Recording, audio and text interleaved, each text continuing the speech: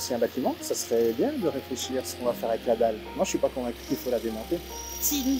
Enfin, après, on peut discuter, Pour des raisons, en fait, on veut vraiment la rendre à la nature. Donc, on veut pas... Sur un des sites de l'Université de Mons, un chantier important commence. Ici se dressera un nouveau centre des sciences et des matériaux.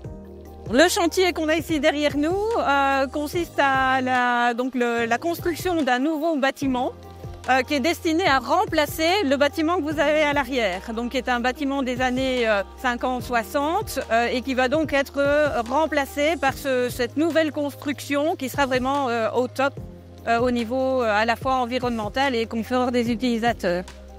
Environnement, confort et même santé, des préoccupations qui commencent à s'imposer dans la construction. Pour les projets financés par des fonds européens dans le cadre du plan de relance, comme ce nouveau bâtiment universitaire, ces préoccupations environnementales se traduisent par un principe, le DNSH. Alors le DNSH, c'est un acronyme qui vient de l'expression anglaise, donc Do Not Significant Harm, qui signifie ne pas causer de préjudice important, sous-entendu aux 6 objectifs environnementaux. Derrière cet acronyme DNSH se cache donc un enjeu principal, réduire les dommages que causent la construction et la rénovation envers l'environnement et le climat. Pour y arriver, il s'agit de contribuer à diminuer les gaz à effet de serre, par exemple en évitant l'installation de chauffage thermique.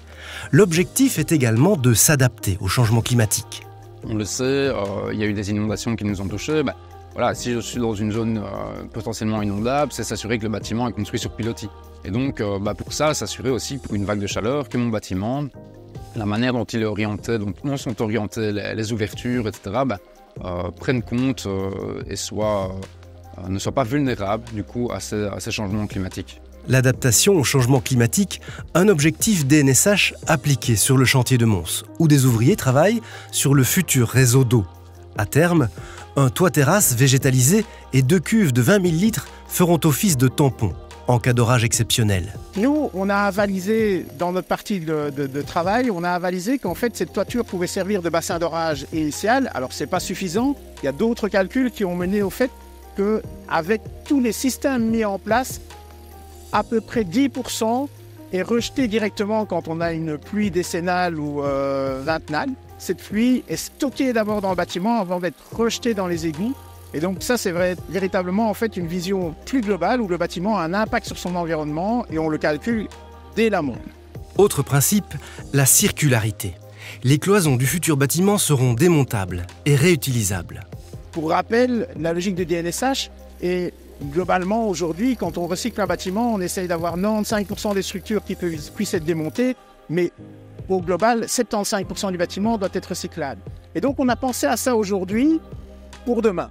Au total, le principe DNSH compte 6 objectifs. On l'a vu, atténuation du changement climatique, adaptation et transition vers une économie circulaire, mais il y a aussi l'utilisation durable et la protection des ressources aquatiques et maritimes, la prévention et la réduction de la pollution, la protection et la restauration de la biodiversité et des écosystèmes.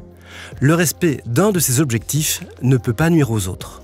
Exemple, si je veux recouvrir la Meuse de panneaux photovoltaïques, demain ça va certainement diminuer les gaz à effet de serre. Par contre, le risque est de causer des préjudices importants sur la biodiversité. Donc le principe DNSH va vraiment permettre de verrouiller ça et donc de s'assurer qu'on va dans une bonne direction. C'est une contrainte quand on ne connaît pas. C'est simplement un outil qui permet aujourd'hui de pouvoir mesurer, en fin de compte, si on fait les choses correctement.